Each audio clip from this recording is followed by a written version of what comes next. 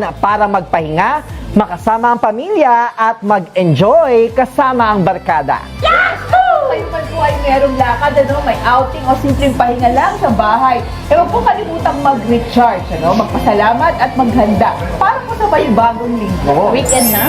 Ayan, at saan man po kayo dalhin ng araw na to, dalhin lang ang inspirasyon na ating pinagsaluhan natin buong linggo. Thank God it's Friday! At huwag na wag po kayong bibitiw sa ating masayang umagarkadahan dahil sagot namin every morning ang inyong daily dose of good vibes.